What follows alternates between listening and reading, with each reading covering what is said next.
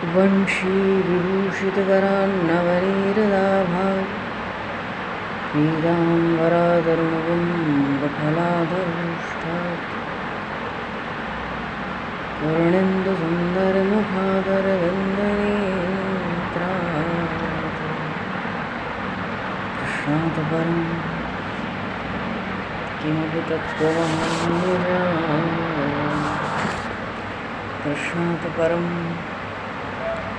किमपि तत्त्वमहं न जाने।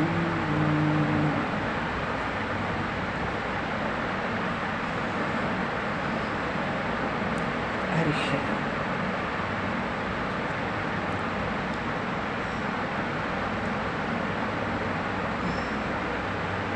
बोले श्री चैतन्य महाप्रभु की जय, श्री नित्यानंद प्रभु की जय।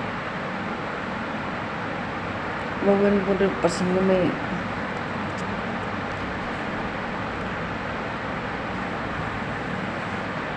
श्री चैतन्य प्रभु जो प्रेम के अवतार हैं कलयुग में, और संपूर्ण जगत को भगवान के सुमधुर नामों के संकीर्तन के द्वारा दशों दिशाओं को पावन करने के लिए प्रेम रूप से अवतार लिए साक्षात भगवान श्री कृष्ण पर श्री राधा भाव से भावित होकर, मानो श्री चैतन्य महाप्रभु हैं तो श्री कृष्ण का अवतार और वो पुकारते भी श्री कृष्ण ही है। तो उसका क्या कारण है तो श्री कृष्ण पर श्री राधा भाव से भावित, उन गोपियों के प्रेम का अनुभव करने के लिए, उस रस की, प्रेम रस की अनुभूति करने के लिए स्वयं भगवान श्री कृष्ण चैतन्य रूप से प्रकट भए। और श्री चैतन्य कृष्ण की लीलाओं में, इसीलिए इनका नाम एक है श्री कृष्ण चैतन्य। इनके दिव्य लीलाओं में पूर्व प्रसंग में प्रभु को 7 प्रहर तक एक दिन भगवदा आवेश बना रहा। 7 प्रहर बहुत होता है, और उस आवेश में सची माता को भी अपूर्व लाभ हुआ, अपूर्व आनंद की प्राप्ति हुई, और सब भक्तों को प्रभु ने बारी बारी से अपना प्रेम रस देकर उनको अभिष्ट वर भी दिया, मानो मुंह मांगी वस्तु का दान किया। और जिस भक्त वैष्णव के जो इष्ट होते उसको उसी स्वरूप में चैतन्य प्रभु दर्शन देते थे। इससे भक्तों के आनंद की कोई सीमा तो रही नहीं। भक्तजन आनंद से परिपूर्ण है। श्रीधर को बुलाया, उनको वरदान दिया, उन्होंने यही वर मांगा, रिद्धि सिद्धि नहीं चाहिए, आप सदा हमारे हृदय में विराजमान रहे हैं। बड़े निष्प्रिय और निष्किंचन भक्त हैं, इसलिए प्रभु उन पर बहुत प्रसन्न है, श्रीधर जी पर। अब मुरारी गुप्त थोड़े अद्वैत वेदांती जरूर थे, तर्क वितर्क वाद विवाद में जरूर भाग लेते, तो प्रभु ने कहा ये सब छोड़ो, केवल भक्ति मार्ग का आश्रय करो, क्योंकि न साधयति माम योगो न सांख्यम धर्म उद्धव न स्वाध्याय तपस्त्यागो यथा भक्ति ममोर्चिता। भगवान कहते हैं हे उद्धव जी, श्रीमद् भागवत, जिस प्रकार मैं भक्ति से वश में होता हूँ, वैसा दूसरा साधन न तो योग है, न सांख्य है, न धर्म है, न स्वाध्याय, न तप, न त्याग, कुछ नहीं है। अन्यान्य और साधन कुछ भी नहीं है। मैं तो भक्ति से भक्तों के वशीभूत होता हूँ। अहम भक्त पराधीन हूँ। उनको भी मुरारी राम भक्त थे, उनको स्मरण दिलाया, अरे तुम तो साक्षात हनुमान जी हो, अपने स्वरूप का स्मरण करो। उन्होंने भी वरदान मांगा अविचल श्री राम भक्ति का। प्रभु सबके मस्तक पे अपने कोमल कर कमल पधरा के प्रेम पूर्वक प्रदान करते हैं सबको अभिष्ट, जिसका जो भी इष्ट है सबको प्रदान। अद्वैताचार्य श्रीवास पंडित वासुदेव सबको, सबने अकारण भक्ति, अनपायनी भक्ति की कामना की, प्रार्थना की। हरिदास जी महाराज को भी महाप्रभु ने कल वरदान दिया। वो तो अपने को कुछ मुसलमानों का शरीर होने के कारण अपने को बिल्कुल अलग थलग, भगवान कहते हैं जो तुम्हारी जाति है वही मेरी ही जाति है।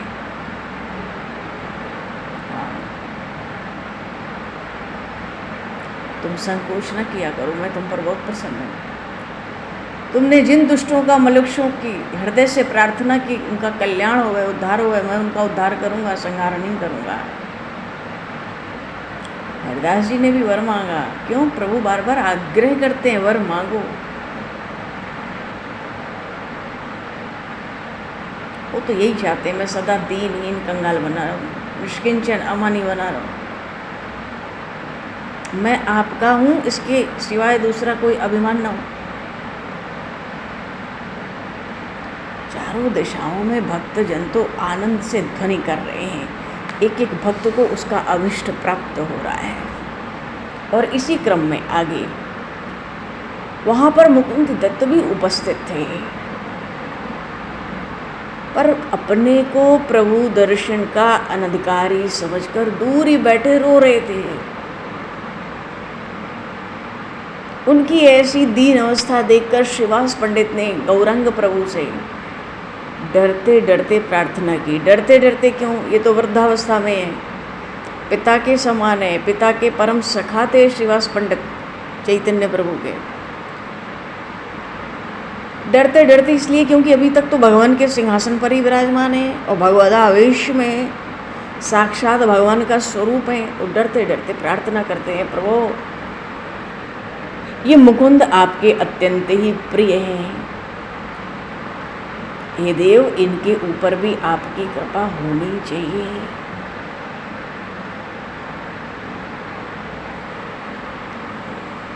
ये अपने को प्रभु के दर्शन का अधिकारी नहीं समझते।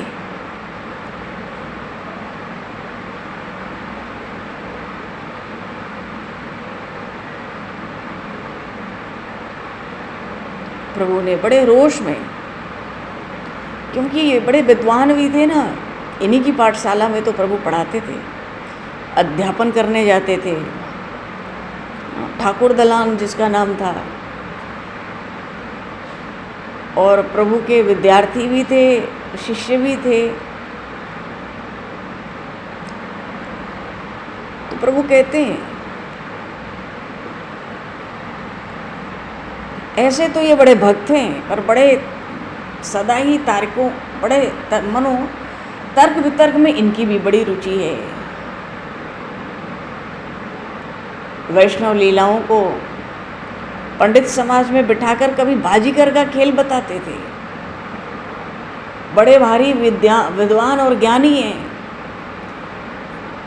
इतने में तो जब मुकुंद ने देखा, प्रभु मेरी तार्किक बुद्धि से जो मैं वैष्णवों को छलता हूँ, भगवत भक्तों को छलता आया आज तक, भक्तों के बीच में मैंने अपने विद्वत्ता और ज्ञान का प्रकाश आज तक करना चाहा, प्रभु रुष्ट हैं।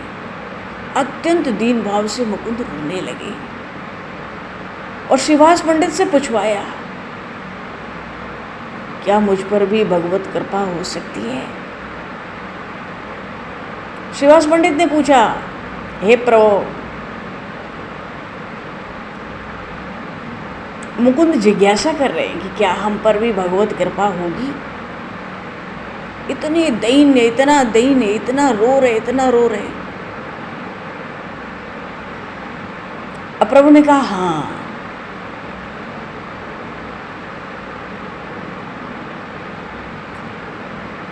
चैतन्य प्रभु ने कहा हाँ, और उपेक्षा के भाव से उत्तर दिया। जैसे सची माता आई, उनको वैष्णव अच्छे नहीं लगते, क्यों? कीर्तन भजन करते हैं, मेरे निमाई, मेरे पुत्र को ये बिगाड़ देंगे, उसका भी घर छुड़ा देंगे। ऐसे ही भगवान आज उपेक्षा करते हैं। हाँ, कृपा होगी, और कोटि जन्मों के बाद अधिकारी बन सकेंगे। इतना सुनते ही मुकुंद आनंद में विभोर होकर नृत्य करने लगे, प्रेम से पुलकित होकर गदगद कंठ से कहने लगे, कभी होंगे तो सही, कभी होंगे तो सही। नृत्य करने लगे, स्वयं ही कहते जाते हैं। इतना आनंद हुआ कि थोड़े ही काल में कोटि जन्म बीत गए।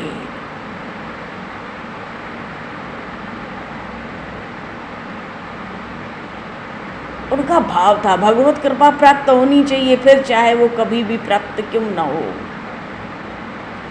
प्रभु ने इनकी आनंद की दशा देखी, भक्तों को भी बड़ा आश्चर्य हुआ कैसी इनकी दृढ़ निष्ठा है भगवत कृपा के प्रति।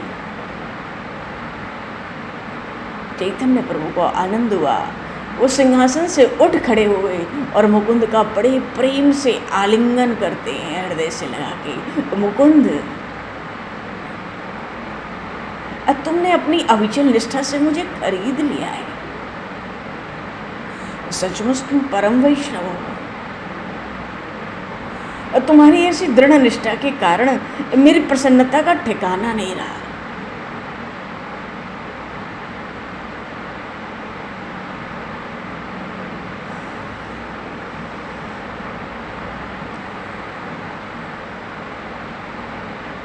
तुम तो भगवत कृपा के सर्वश्रेष्ठ अधिकारी हो, और तुमने मेरे आनंद को कई लाख गुना बढ़ा दिया। मुकुंद, तुम्हारे जैसा धैर्य, तुम्हारी जैसी उच्च निष्ठा साधारण लोगों में होनी अत्यंत ही कठिन है। तुम इसी क्षण भगवत कृपा के अधिकारी बन गए हो। तुम मेरे तेजोमय रूप का दर्शन करो। और इतना कहते ही चैतन्य महाप्रभु ने मुकुंद को अपने तेजोमय रूप का दर्शन कराया।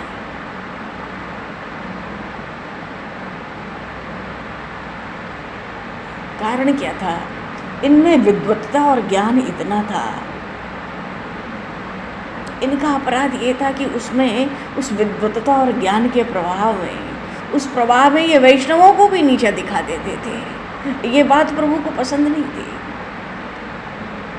पर इनमें ज्ञान का प्रकाश बहुत था, इसलिए प्रभु के तेजोमय रूप के दर्शन करते हैं। और प्रभु के उस अलौकिक तेज और स्वरूप का दर्शन करके मुकुंद मूर्छित होकर पृथ्वी पर गिर पड़े।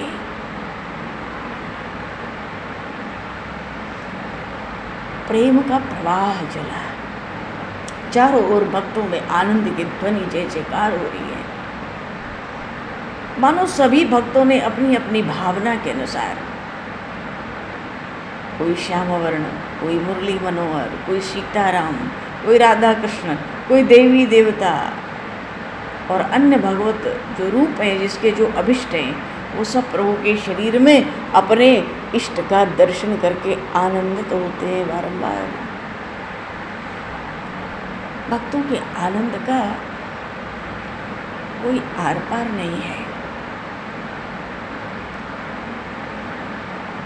ये भगवत भाव महाप्रभु का आज का 7 प्रहर चला, 20-22 घंटे। अदृष्ट पूर्वम हृषितोस्मि दृष्ट्वा भयेन च प्रव्यथितं मनो मे तदेव मे दर्शय देव रूपम प्रसीद देवेश जगन्यवास। गीता जी में आया 11वें अध्याय में, प्रसीद देवेश जगन्यवास। जब महात्मा अर्जुन ने भगवान श्री कृष्ण के विश्व स्वरूप का दर्शन किया और कहा कि हे देवेश, ये संपूर्ण जगत के एकमात्र आधार आप हैं।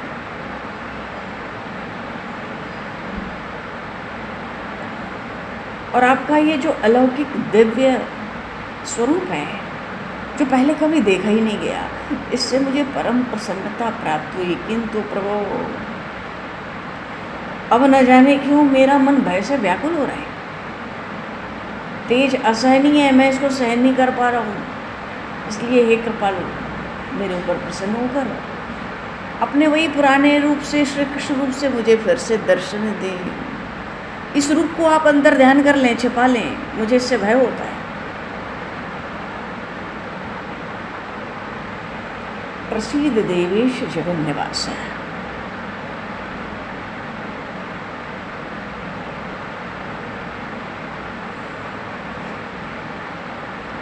अच्छा, संसार में ये नियम है,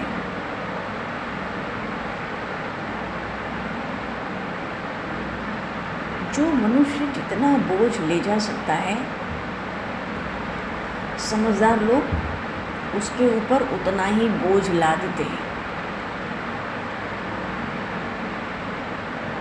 अब अज्ञान के कारण कोई किसी की शक्ति न हो, सामर्थ्य न हो और उससे ज़्यादा बोझ लाद दे उसके ऊपर, फिर तो वो बोझ बीच में ही गिरा देगा, मूर्छित होकर गिर पड़ेगा।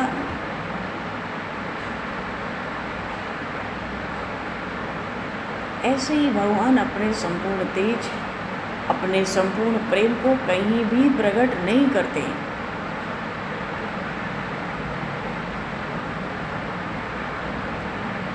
हाँ, जहाँ जैसा अधिकारी देखते हैं भगवान वहाँ वैसा ही अपना रूप बना लेते हैं।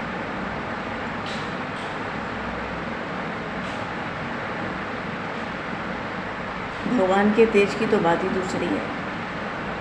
अरे मनुष्यों में भी जो सदाचारी, तपस्वी हैं, कर्मनिष्ठ हैं, सच्चरित्र हैं, संयमी हैं, तेजस्वी हैं, ऐसे महापुरुषों के आगे भी जो क्षुद्र, असंयमी और इंद्रियों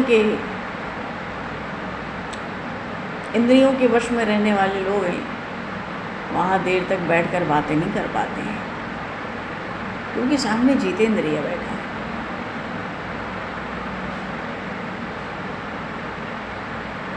उनके तेज के सामने ज़्यादा देर वो ठहर नहीं सकते,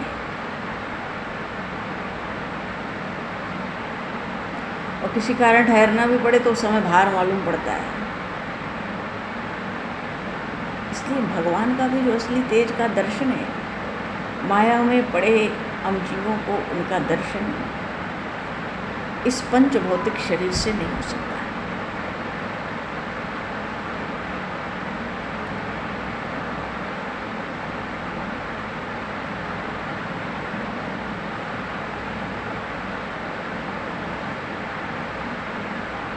भगवान ने विश्वरूप दर्शन कराया था अर्जुन जी को, पर पीछे ये संकेत भी किया है गीता जी में कि वो रूप भी माइक है।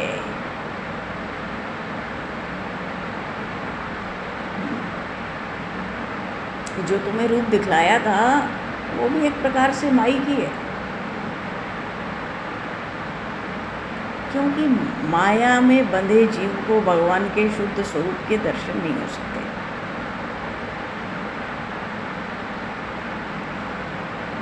पर भक्तों के हृदय में एक प्रकार की एक ज्योत निरंतर जलती रहती है।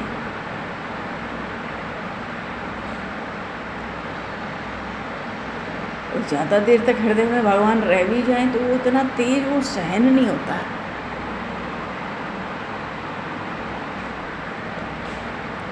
प्रभु की बड़ी विशेष कृपा से ही भक्तजन उसको सहन कर पाते हैं, जो कर पाते हैं।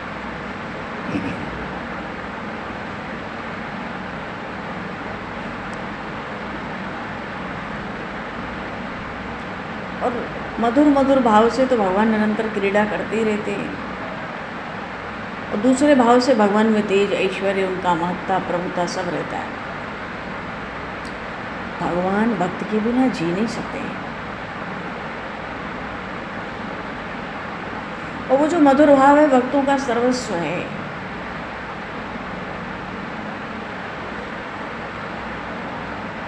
आज श्री चैतन्य प्रभु को जो भगवदावेश हुआ, पूरे 7 पहर बीत गए श्रीवास पंडित के घर, दिन गया, रात्रि का भी अंत होने को आया, पर आज प्रभु का जो तेज है, उनका जो ऐश्वर्य है, किसी भी प्रकार उसमें आज परिवर्तन नहीं होता है। भक्त भी ज्यों के त्यों बैठे हैं,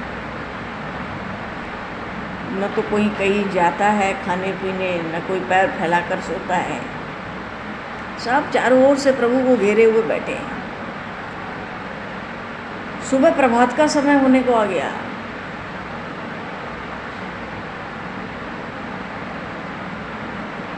अद्वैताचार्य जी ने देखा सब भक्त घबराए हुए हैं। क्यों? वो अधिक देर तक, अब और अधिक देर तक प्रभु के अलौकिक तेज को सहन नहीं कर सकते।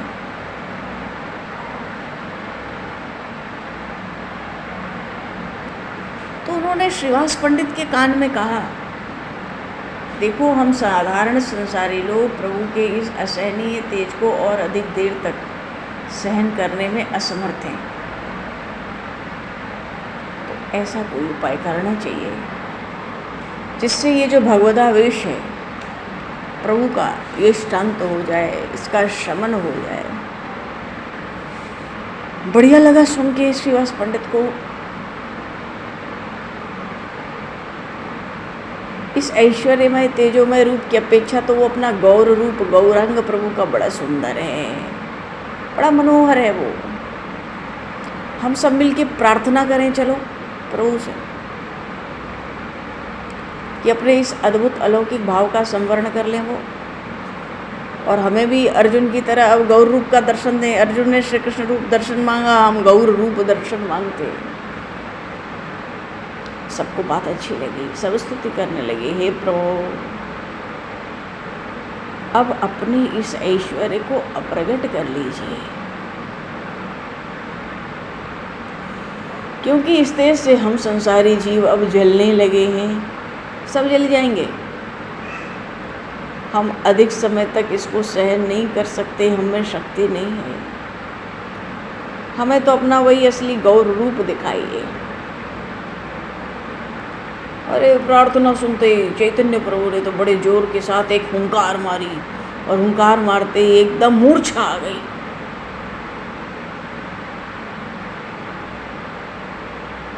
और मूर्छा आने पर कहते हैं, अच्छा तो लो अब हम जाते हैं।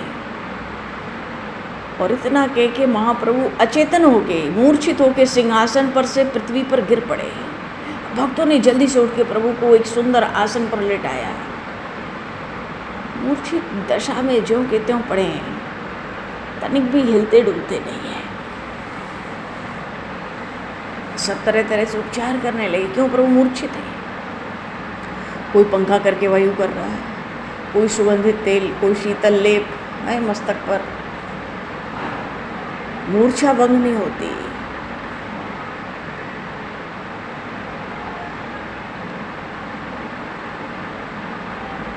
उनकी नासिका के आगे परीक्षा करने के लिए हाथ रखा, बहुत देर तक सांस बिल्कुल नहीं चलती, मालूम पड़ता ही नहीं, हाथ पर चलते नहीं। शरीर का हर अंग प्रत्यंग, कहीं कोई चेतना नहीं, श्वास नहीं चल रही।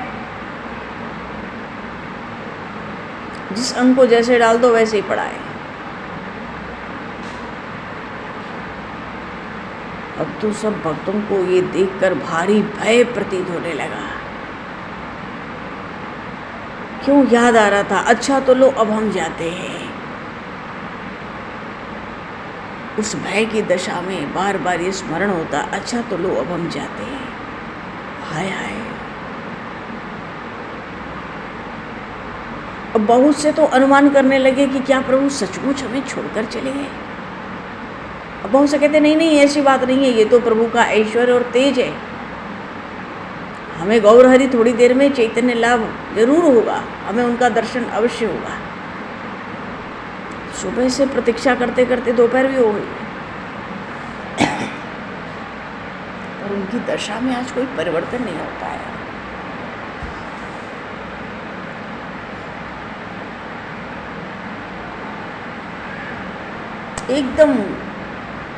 एकदम संज्ञा शून्य। जेठ का महीना था। भक्तों को बैठे बैठे आज 30 घंटे हो गए श्रीवास पंडित के घर। अब तो प्रभु की दशा देखकर सब बहुत व्याकुल हो रहे हैं। प्रभु को घिर के बैठे, न कोई शौच स्नान को जाता, न किसी को भूख प्यास की सुध है। सब अधीर बन के चुपचाप बैठे हैं। बहुत से भक्त सोच भी लिए, अगर प्रभु की चेतना नहीं लौटी तो हम भी बिना खाए पिए प्राण त्याग देंगे आज। मानो इसी उद्देश्य से बिना रोए पीटे धैर्य से बैठे हैं, चारों ओर घेर के, कि प्रभु को चेतना हुई तो ठीक है, नहीं तो हम भी प्राण त्यागेंगे। और कल सुबह पहले पहर में जब प्रभु आए थे, जो श्रीवास पंडित के घर की वाड़ बंद की गई थी वो अभी तक बंद है, ज्यों की त्यों, मानो कल सुबह से अभी तक कोई बाहर नहीं निकला।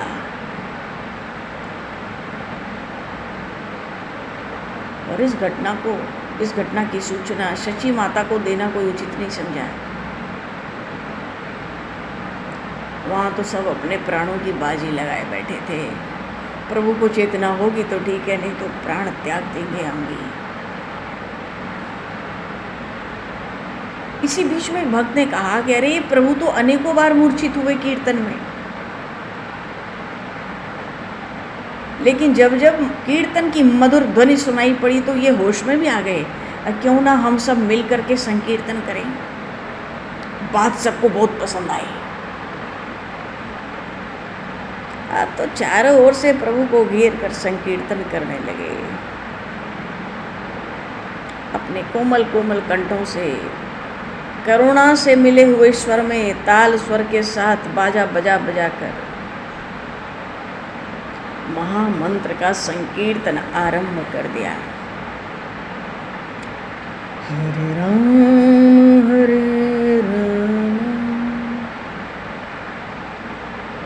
राम राम हरे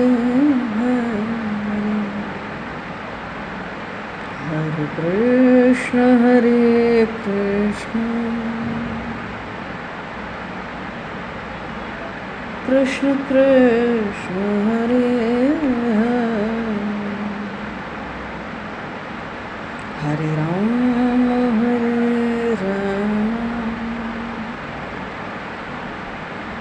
राम राम हरे। खूब मधुर ध्वनि में वो सब कीर्तन करते हैं। अब प्राणों से प्यारी धुन सुनकर प्रभु के शरीर में धीरे धीरे रोमांच होने लगा। सभी को ऐसा लगा कि चैतन्य प्रभु का शरीर पुलकित हो रहा है। अब तो भक्तों के आनंद का ठिकाना नहीं रहा।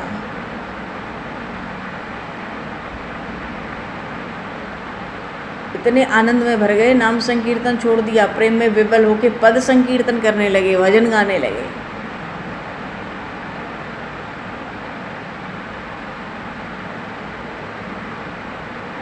अद्वैताचार्य जी नासिका पर हाथ रखते हैं परीक्षा करने के लिए, देखते हैं कि हाँ अब कुछ श्वासों का आना जाना धीरे धीरे आरंभ हुआ। इतने में प्रभु ने जोर से हुंकार मारी। फिर तो भक्त मंडली के आनंद में बाढ़ से आ गई। जोर जोर से प्रभु की जय जयकार होती है। दशों दशाएं गूंजने लगी। इतना नृत्य करने लगे आनंद में भरकर भक्तजन, लगता है उनके चरणों के प्रहार से आज पृथ्वी भी हिलेगी। चारों ओर प्रसन्नता ही प्रसन्नता। कोई नृत्य कर रहा है, कोई आनंद के आवेग में तो सह नहीं पा रहा है तो मूर्छित होकर गिर पड़ रहा है, कोई शंख बजा रहा है, कोई शीतल जल ला करके प्रभु का मुख धीरे धीरे उसके मुख पे डाल रहा है, मुख पर। श्रीवास पंडित का तो पूरा घर आनंद घर हो गया जी।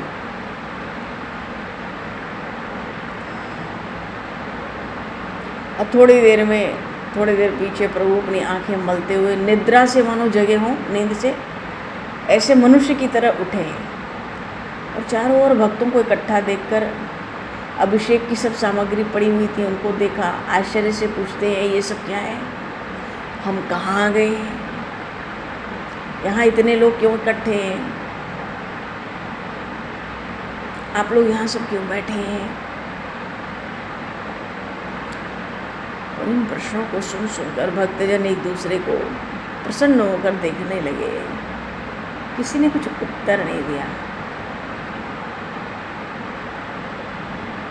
श्रीवास पंडित से पूछते हैं, पंडित जी बताइए ना असली बात क्या है, हमने कोई चंचलता तो नहीं की, कोई अपराध तो नहीं कर दिया चेतन अवस्था में, आप लोग कोई ठीक ठीक क्यों नहीं बताते, यहाँ सब कुछ इतना अस्त व्यस्त क्यों है।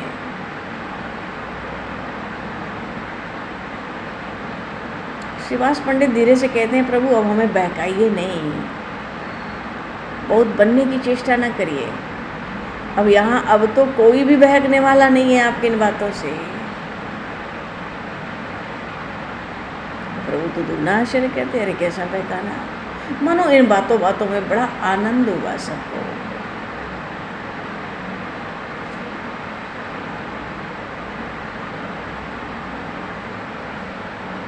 प्रभु को लगता है मेरे कारण आज सबको बड़ा कष्ट हुआ। क्यों? बहुत 30 घंटे से कोई घर ही नहीं गया, कुछ खाया पिया नहीं। सबसे क्षमा भी मांगते हैं, सबसे कहते हैं अब चलकर चलो स्नान संध्या करते हैं। गंगा जी की ओर चल पड़े सब, और वहां से नित्य कर्म कर सब अपने अपने घरों को प्रस्थान करते हैं।